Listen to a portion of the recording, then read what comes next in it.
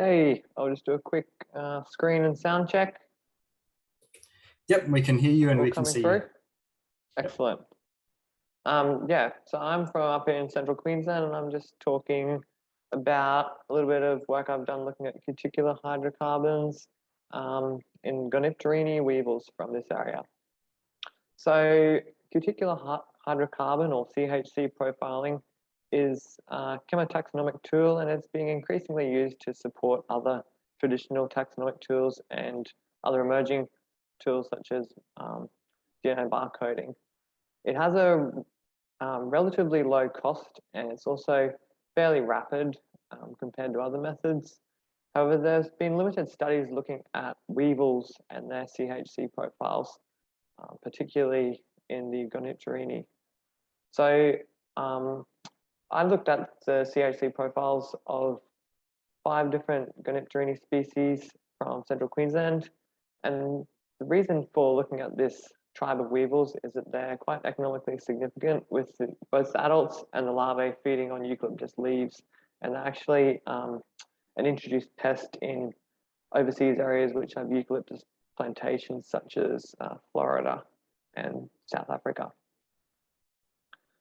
So as I mentioned, I looked at 5 different species from 3 genera in this tribe with a total of 15 specimens, so it was a fairly small pilot level study. So as I've got in the bottom right, I could only find 1 specimen of Goniptera species number 2, but I had at least 3 of all the other specimens of all the other species. I extracted the cuticular hydrocarbons using hexane and used GCMS to identify and quantify them. So overall, across the 5 species, I found a total of 83 different compounds, with the most abundant compounds being methyl alkanes, followed by aldehydes, N-alkanes, and then ketones and dimethyl alkanes. Other classes which were present in smaller amounts included branched alkanes and a few trimethyl alkanes. So the most abundant compounds across all the species were nonacosane, 7-methylheptacosane, heptacosane, and hexacosane, which are quite long hydrocarbons, fairly common in most beetle species. And as you can see in the table on the bottom, the most compounds were found in Bryochus squamicollis, which also had the highest number of compounds that were unique to this species. Whereas on the other hand, the Goniptera species had a very low number of compounds which were unique to them. And finally, I looked at some chemometric analysis of the data set using principal component analysis on the right to investigate the broad differences in CHC profiles.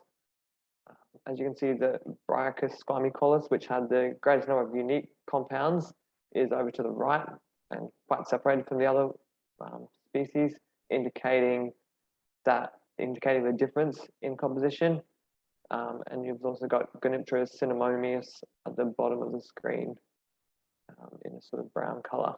The 2 Oxyop species showed fairly similar CHC profiles, with only a few compounds differing between them.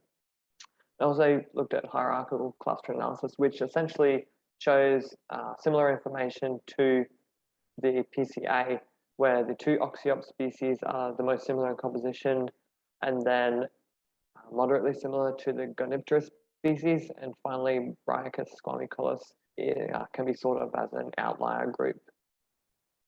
And this information, as I mentioned, is just a pilot level study, but with further work, it could be used to support the use of CHC profiling for taxonomic studies to support other traditional taxonomic techniques.